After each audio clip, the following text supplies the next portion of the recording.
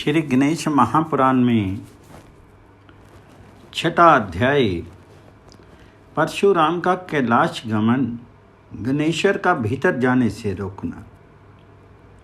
तदनंतर परशुराम जी ने भगवान आशुतोष एवं जगत जननी पार्वती जी के दर्शन की इच्छा की और वे शीघ्र ही कैलाश शिखर पर पहुँचे।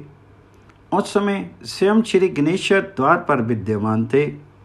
परशुराम ने उनके पास जाकर के कहा, हे भ्राता, मैं इस समय परम प्रभु और मातेश्वरी उमा के दर्शन करना चाहता हूँ। मैंने वसुंधरा को लीलापूर्वक ही क्षत्रिय विहीन कर दिया है। उसमें कार्तवीर्य और सुचंद्र जैसे महापराक्रमी और समर सिद्ध भोपाल मारे जा चुके हैं। ये सब कार्य शिव शिवा की कृपा से ही पूर्ण हुआ है, इसलिए भी उनके दर्शन करना बहुत आवश्यक है। हे भ्राता, हे गणेश्वर, आप मुझे उत्तर क्यों नहीं देते? देखो, मैंने उन्हीं परमपिता शिवजी से विविध विद्याओं को प्राप्त किया है तथा दुर्लभ शास्त्रों को अध्ययन करता हुआ उन्हीं के सानिध्य में पारंगत हुआ हूँ। उन्हीं जगन्नाथ और अपने गुरुदेव भगवान शंकर के दर्शनार्थ में अंतःपुर में जाना चाहता हूँ, अतः आप मुझे वहाँ जाने की आज्ञा दीजिए। परशुराम जी की बात सुनकर के गणेश्वर ने कहा, आपको अभी यहीं ठहरना चाहिए। शीघ्रता में कभी कोई कार्य नहीं बनता। फिर नीति भी यही कहती है कि देवता, गुरु और राजा के सानिध्य में जाने से पूर्व उनकी अनुमति अवश्य प्राप्त करने, जब वे दर्शन देना स्वीकार करने, तभी वहाँ जाएं। और मुनिनाथ, आप तो स्वयं नीतिज्ञ और धर्मज्ञ हैं, आपको तो अभी द्वार पर रुकना ही चाहिए। देखो, मेरे नीति युक्त वचन सुनो। रहस्य स्थल में अपनी पत्नी के सहित विद्यमान हुए पुरुष के दर्शन कभी नहीं करने चाहिए, क्योंकि पत्नी के साथ एकांत में स्थित व्यक्ति को देखना अत्यंत पाप का भागी होना है। इस दोष के कारण काल सूत्र नामक नरक की प्राप्ति होती है।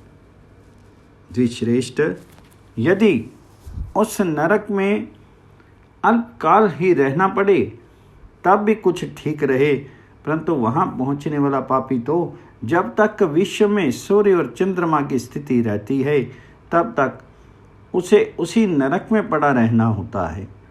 परंतु ये फल उस स्थिति में और भी दृढ़ हो जाता है जब वह अपने पिता, गुरु अथवा स्वामी आदि को की ओर देखता है, तब अधिक पतित हो उठता है। ऐसा पुरुष अपने 7 जन्म पर्यंत स्त्री से विच्छेद न करने के लिए बाध्य रहता है।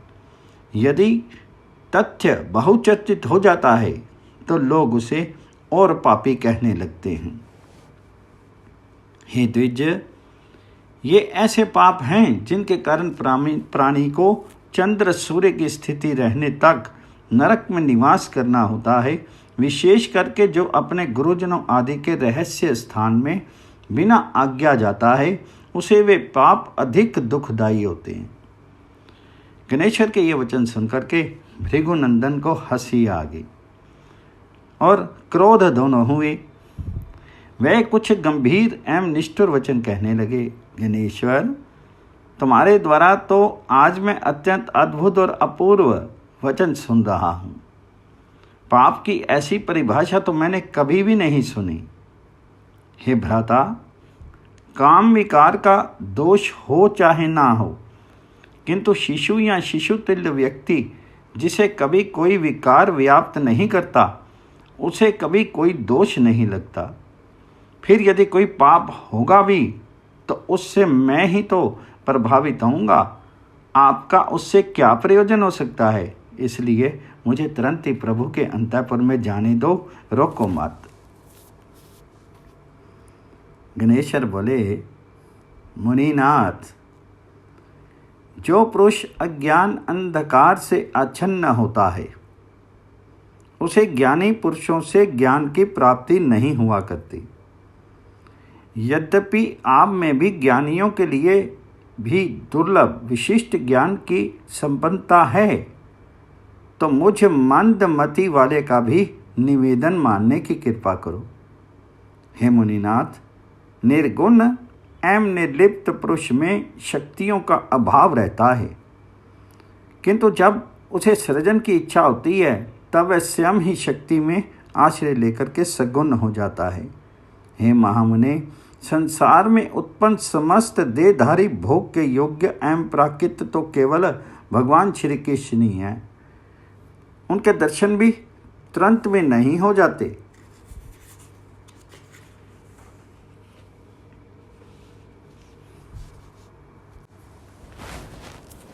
सो जी बोले, हे शौनक, उस समय गणेश जी ने परशुराम जी को रुकने के लिए कहते हुए अनेक युक्तियां प्रस्तुत की, परंतु परशुराम जी तो भीतर जाने के लिए ऐसे उतावले हो रहे थे कि उनकी बात भी नहीं सुनना चाहते थे।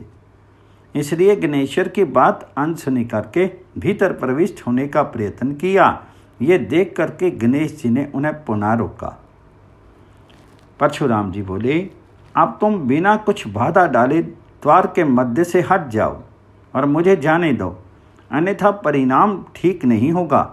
देखो, अभी तुम बालक हो, तुम्हें अच्छे बुरे का ज्ञान नहीं है। तुम इससे भी अनजान हो कि मुझ में कितनी शक्ति है। गणेश बोले, आप कैसे भी शक्तिशाली क्यों ना हो, मैं आपको भीतर नहीं जाने दूंगा। जब तक मुझे माता पिता का इस विषय में कोई आदेश नहीं मिलता तब तक आपको यहीं रोके रखना मेरा कर्तव्य है। यदि यहाँ नहीं रुकना चाहते तो लौट जाओ, बाद में दर्शन करने के लिए आ जाना। परशुराम ने इसे अपना अपमान समझा, इसलिए गणेश्वर को धक्का दे करके भीतर जाने लगे। तभी गणेश ने उन्हें पकड़ करके पीछे की ओर धकेल दिया। इससे परशुराम अत्यंत क्रोधित हो उठे और उन्होंने प्रहार करने के लिए परशु को संभाला। तभी वहाँ स्वामी कार्तिकेय जी आ गए। उन्होंने कहा, मुनिवर, ये क्या कर रहे हो? गणेश्वर तुम्हारे गुरु भगवान शंकर का पुत्र है, इसलिए गुरु के ही समान है। यदि तुम इनका वध कर बैठते तो क्या शिव शिवा की प्रसन्नता प्राप्त कर सकोगे? परशुराम कुछ नहीं बोले। उन्होंने फरसा हाथ से फेंक दिया और बोले, मुझे वहाँ जाने से कोई नहीं रोक सकता, नहीं रोक सकता। अरे मूढ़ बालक, मैं अब तक मुझे गुरुपुत्र का सम्मान देता रहा हूँ, किंतु एक तू है कि अपना हाथ ही नहीं छोड़ता चाहता। तो गणेश बोले, मुनिनाथ, इस समय आप भीतर नहीं जा सकते। इस क्रोध अवस्था में तो तुम शिव शिवा के समक्ष जाने का अधिकार है भी नहीं।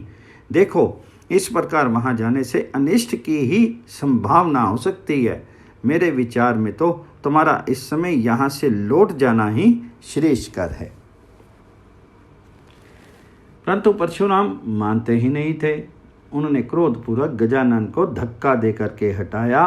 उनके फलस्वरूप गजानन गिर पड़े और शीघ्र ही संभल करके उठ बैठे। उन्होंने फिर भी अपने आप को क्रोध रहित और शांत बनाए रखा तथा परशुराम को पुनः रोक करके कहा, मुनिवर, भलाई इसी में है कि तुम तुरंत यहाँ से लौट जाओ। हे प्रभु, बिना परमेश्वर शिव की इच्छा के उनके अंतःपुर में प्रवेश करने की आप में क्या शक्ति है? आप मेरे पिता के शिष्य होने के संबंध में मेरे भाई होते हैं और इस समय अतिथि भी हैं, इसलिए आपकी ये हठ धर्मी सहन कर रहा हूँ। अन्यथा मैं कार्तवीर्य नहीं हूँ और ना शूद्र जंतु रूप राजाओं का समूह ही हूँ जिन्हें आपने मार डाला था। हे प्रिय, क्या आप नहीं जानते कि मैं विश्व भगवान शंकर का पुत्र हूँ? हे विप्र, हे अतिथि, क्षण भर ठहरो और युद्ध से निवृत्त हो। क्षण भर व्यतीत होने पर मैं तुम्हारे साथ उन परम पिता के समीप चलूँगा। तो सो जी बोले, हे शौनक, भगवान श्री नारायण ने यहाँ तब तक उपाख्यान सुना करके महर्षि नारद से कहा। गणेश्वर के वचन सुनकर के परशुराम अट्टहास करने लगे और तब भगवान शंकर का ध्यान करके पुनः अस्त्र प्रहार करने का विचार किया। तभी गणेश जी ने धर्म को साक्षी करके योग विधि के द्वारा अपनी सूंड को करोड़ योजन लंबी करके परशुराम को उसमें लपेट लिया और फिर उन्हें चारों ओर घुमाने लगे। अब परशुराम निरुपाय हो गए। उनका क्रोध ना जाने कहाँ लुप्त हो गया। योगी जन गणेश्वर की सूंड में लिपट करके चक्र के समान घूमते हुए परशुराम स्तंभित और असहाय हो गए थे। उनकी समझ में नहीं आया कि वह सब क्या और कैसे हो रहा है। अनंत शक्ति निधान गणेश्वर ने परशुराम जी को सप्त द्वीप, सप्त पर्वत, सप्त सिंधु तथा भूलोक, भंवरलोक, जानलोक, तपलोक, ध्रुवलोक, गौरीलोक और शंभुलोक के दर्शन कराए और फिर गहन समुद्र में फेंक दिया, जहां वे प्राण रक्षार्थ जल में तैरने लगे। ये देख करके गणेश्वर ने उन्हें पुनः अपनी सूंड में लपेट करके घुमाया और भगवान विष्णु के बैकुंठ तथा भगवान श्री कृष्ण के गोलोक धाम के दर्शन कराए। वहां परशुराम जी ने राजेश्वरी श्री राधा के साथ भगवान श्री कृष्ण के दर्शन किए। इस प्रकार जामादग्ने परशुराम जी गणेश्वर की सूंड में घूमते हुए अंत में पृथ्वी के अंक में आ गिरे। उस समय उनको चेत हो आया तथा गणेश्वर कृत स्तंभन से भी वे मुक्त हो गए। तभी उन्होंने जगत गुरु शंकर प्रदत्त भगवान श्री कृष्ण के देव दुर्लभ स्तोत्र और कवच का स्मरण किया तथा समस्त शक्ति से संपन्न हुए अपने परशु से उन्होंने समस्त विघ्न नाशक गण अधिराज पर प्रहार कर दिया। किंतु गणराज ने अपने पूज्य पिताजी के अमोघ अस्त्र का सम्मान करने की दृष्टि से उसे अपने बाएं दांत से पकड़ लिया, जिसके फलस्वरूप उस तेजस्वी परशु ने गणेश जी का दांत मूल सहित काट दिया और वह परशु भृगुनंदन के हाथ में पुनः जा पहुंचा। गणेश्वर का दांत टूटते ही अत्यंत भयंकर शब्द हुआ। धरती आकाश के साथ समस्त दिशाएं कांप उठी, पर्वत हिल गए और समुद्र में ज्वार आ गया। गणेश्वर के मुख से रक्त का फुवारा छूट निकला। लोहित धार के साथ टूटा हुआ दांत धरती पर आ गिरा। उससे समूचे कैलाश शिखर पर कोलाहल होने लगा। कार्तिकेय, वीरभद्र, भैरव, नंदीश्वर एवं समस्त प्रमथगण क्या हुआ करते हुए दौड़ पड़े। शून्य में देवता अत्यंत भयभीत हो रहे थे। भगवान शंकर उस समय निद्रित अवस्था में थे। उस शब्द से उनकी निद्रा भंग हो गई। गिरिराज नंदिनी ने वह शब्द सुना तो तुरंत दौड़ी आई और द्वार लोहित देख करके शुद्ध होते ही बोली, पुत्र ये क्या हुआ?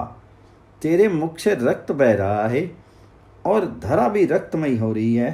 परंतु गणेश्वर जी कुछ लज्जित से, कुछ रुआंसे से मौन एवं शांत सिर झुकाए खड़े रहे। उन्होंने माता को कुछ उत्तर नहीं दिया। तब पार्वती जी ने कुमार कार्तिकेय से पूछा, पुत्र तुम ही बताओ ये क्या हुआ? उनका दांत कैसे टूट गया? कार्तिकेय वहीं उपस्थित थे। उन्होंने सब कुछ स्वयं देखा ही था। उन्होंने सब विवरण आद्यो उपान सुनाते हुए बोले, क्षण भर में ही ऋषि ने परशु पर हार कर दिया, अन्यथा मैं ऐसा कदापि नहीं होने देता।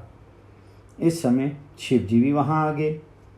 पार्वती जी ने दुखित मन से इनसे निवेदन किया, स्वामिन आप समदर्शी हैं। मेरे पुत्र गणेश्वर आपके शिष्य परशुराम में से जो दोष किसका है, यह निर्णय आप स्वयं ही कर सकते हैं। हे प्रभु, श्रेष्ठ कुल में उत्पन्न नारी तो अपने निंदित पतित, मूर्ख, दरिद्र, रोगी एवं जड़ पति को भी सदैव भगवान के ही समान समझती है। प्रतिव्रता नारी के तेज की समानता तेजस्वियों में श्रेष्ठ अग्नि और भगवान भास्कर भी नहीं कर सकते। इसलिए मेरे लिए भी आपके समान कहीं कोई नहीं है। तब आपके अतिरिक्त इसका निर्णय भी अन्य कौन कर सकता है? उधर परशुराम जी ने भगवान शंकर को देखा तो उनके चरणों में प्रणत हो गए, भय रहित रूप से उनकी सेवा करने लगे। ये देख करके पार्थ जी ने परशुराम से कहा, महाभाग, हे राम, तुम महर्षि जमदग्नि के अंश से उत्पन्न परम सती देवी रेणुका के पुत्र तथा देवादिदेव परमात्मा त्रिपुरारी के शिष्य हो। तुम्हारा मन शुद्ध है, इसलिए अशुद्धता का कोई कारण नहीं समझ रही हूँ। वत्स, तुमने जगत गुरु सर्वेश्वर से जो अमोघ परशु प्राप्त किया था, उसकी प्रथम परीक्षा क्षत्रियों पर की और अब दूसरी परीक्षा गुरु पुत्र पर ही कर बैठे। पुत्र, श्रुतियों का निर्देश है कि गुरु को गुरु दक्षिणा देनी चाहिए, किंतु तुमने तो गुरु पुत्र का ही एक दांत निर्दयता पूर्वक समूल काट डाला। यही नहीं, अभीष्ट था तो फिर इसका मस्तक क्यों नहीं काट डालता। चराचर विश्व के आत्मा रूप भगवान शंकर का अमोघ अस्त्र पाकर तो एक शेगाल भी वनराज सिंह का वध करने में समर्थ हो जाएगा। देखो परशुराम, गणेश साक्षात श्री कृष्ण का ही अंश हैं। वे जितेंद्रिय पुरुषों में श्रेष्ठ होने के कारण तुम्हारे समान लाखों करोड़ों जीवों का वध करने में समर्थ हैं, किंतु वह हिंसक में विश्वास न करने के कारण कभी किसी पर हाथ नहीं उठाता। यही सभी देवताओं में प्रमुख होने के कारण ही अग्र पूजा का अधिकारी बना है। परशुराम जी को निरुत्तर देख करके गिरिराज नंदिनी को क्रोध आ गया और वे मुनिवर को मारने के लिए प्रस्तुत हुई। ये देख करके भयभीत हुए परशुराम ने मन ही मन अपने गुरुदेव भगवान शंकर को प्रणाम किया और फिर गोलोकनाथ भगवान श्री कृष्ण का स्मरण करने लगी। तभी भगवती पार्वती जी ने अपने समक्ष करोड़ों सूर्यों के समान तेज वाले एक ब्राह्मण बालक को आता हुआ देखा। उनके परिधान, छत्र, दंड, यज्ञोपीठ आदि सभी उज्जवल थे। मस्तक पर भी चंद्रमा की कांति के समान चमकता हुआ तिलक लगा था। कंठ में तुलसी की माला, माथे पर शुभ रत्न जड़ित मुकुट और कानों में कुंडल शोभित थे। उसके अंगों पर रत्न आभरण थे तथा वह मंद मंद मुस्कुराता हुआ माता पार्वती जी की ओर देख रहा था। वह ब्राह्मण बालक अत्यंत यशस्वी था। उसके व्यक्तित्व में अद्भुत आकर्षण था। कैलाशवासी आबाल वृद्ध स्त्री पुरुष सभी उसकी ओर टक के लगाए निर्निमेष नेत्रों से देख रहे थे। भगवान शंकर ने उसे देखते ही मस्तक झुका करके प्रणाम किया। ये देख करके भक्ति गिरजा भी उसे प्रणाम किए बिना नहीं रह सकी। वस्ता वे साक्षात श्री हरि थे। भगवान शंकर ने उनके विराजमान होने को रत्न में सिंहासन प्रस्तुत किया। उनके स्थित होने पर विविध उपचारों से पूजन एवं स्तवन किया। उस पूजन से संतुष्ट हुए भगवान श्री हरि ने गंभीर स्वर में कहना आरंभ किया, चंद्रमौली, यहाँ की वर्तमान परिस्थिति के कारण मुझे यहाँ आना पड़ा है। मैं नहीं चाहता कि मेरे किसी भक्त का कहीं कुछ अमंगल हो और इसलिए मेरा शस्त्रार सुदर्शन उसकी रक्षा में सदैव उपस्थित रहता है। परंतु यदि कोई गुरु की अवहेलना करे तो वे चाहे जो हो मेरा कृपा पात्र नहीं रहता और उनके प्रतिकार के लिए मैं विवश हो जाता हूँ। गुरु विद्या और मंत्र का देने वाला होने के कारण इष्ट देव से भी 100 गुना श्रेष्ठ है। इसी कारण गुरु से अधिक कोई देवता नहीं माना गया है। वैसे भी भगवान शंकर महादेव हैं, इनसे बड़ा कोई देव नहीं और ना गिरिराज नंदिनी से बढ़कर कोई पतिव्रता ही है। गणेश्वर से अधिक कोई जितेंद्रिय नहीं है और परशुराम के समान कोई गुरु भक्त शिष्य नहीं है। किंतु परशुराम द्वारा आज गुरुपुत्र की जो अवहेलना हुई है उसका मार्जन करने के विचार से मुझे यहाँ आना पड़ा है। हे शिवे, शिवप्रिये, आप जगत जननी हैं। गणेश्वर कार्तिकेय और परशुराम जी तुम्हारे पुत्र के समान हैं। आपके और शिव जी के मन में परशुराम के प्रति कोई भेदभाव नहीं है। इसलिए बालकों के इस विवाद में आप जो कुछ करेंगी वह किसी भी प्रकार उपयुक्त नहीं होगा।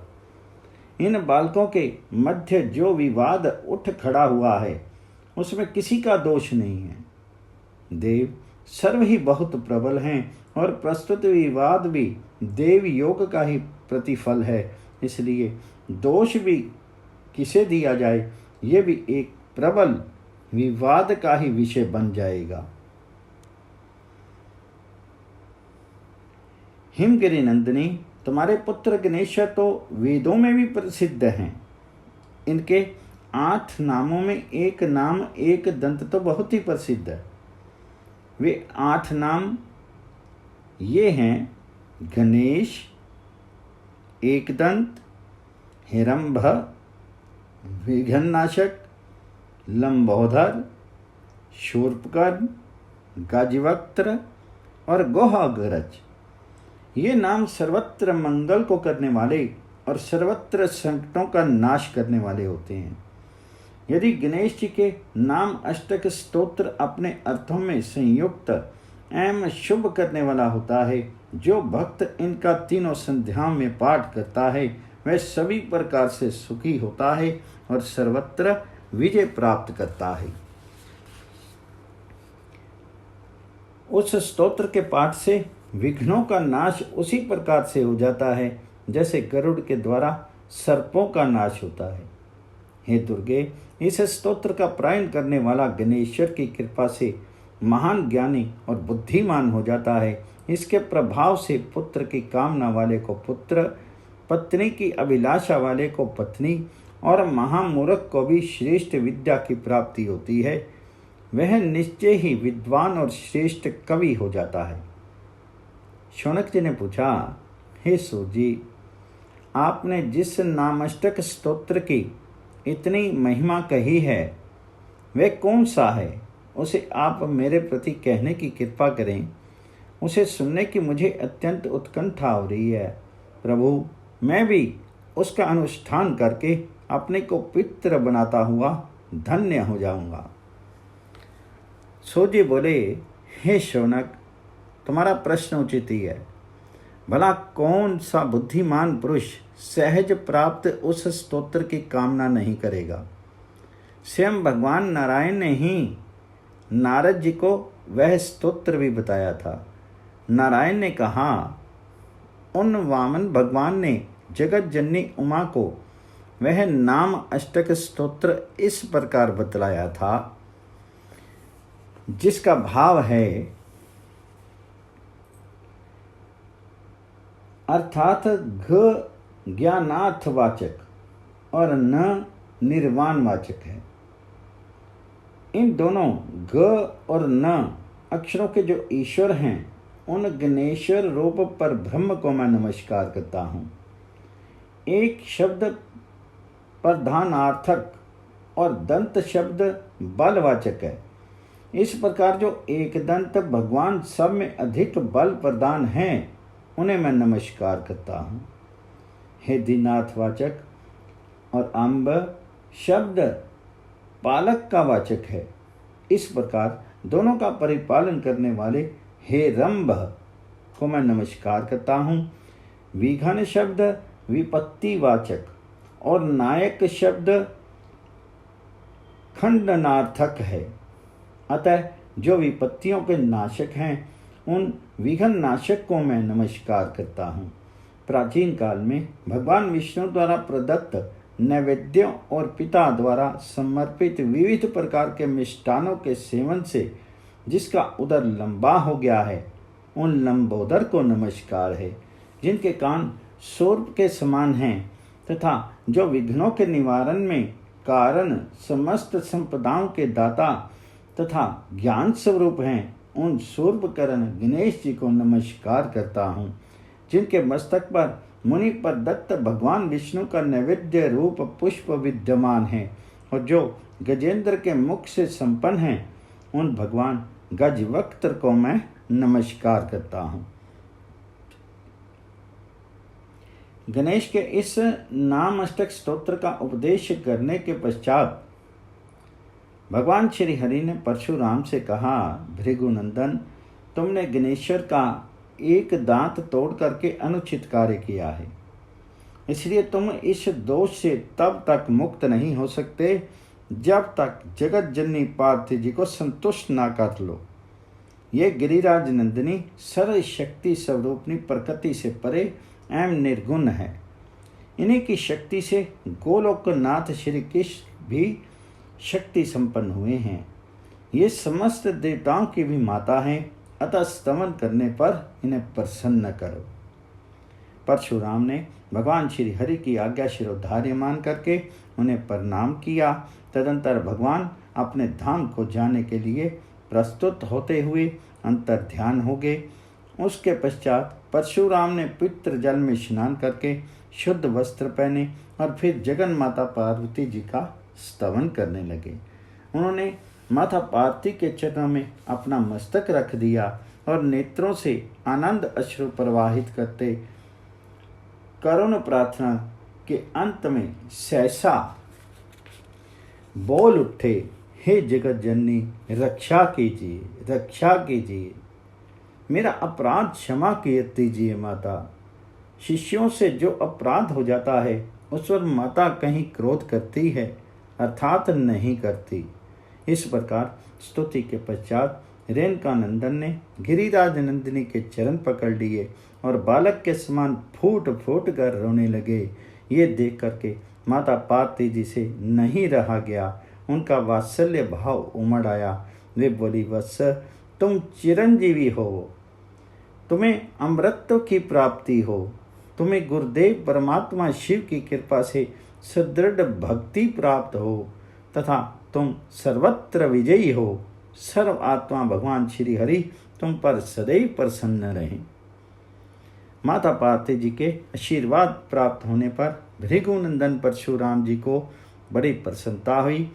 उसी समय उन्होंने सुना सभी दिशाएं भगवान नाम से व्याप्त हो रही हैं, सर्वत्र उन्हीं का जय घोष सुनाई दे रहा है। ममता में पार्वती जी परम संतुष्ट होकर के अंतःपुर में चली गई। अब परशुराम जी के ने भगवान एकदंत गणेश्वर का विविध उपचारों से पूजन किया और फिर प्रीतिपूर्वक उनका स्तवन करने लगे। इस प्रकार गणराज की प्रसन्नता प्राप्त करके परम गुरु भगवान शंकर को नमस्कार किया और उनसे आज्ञा लेकर के तप करने के लिए तपोवन में चले गए। ओम गण गणपति नमः।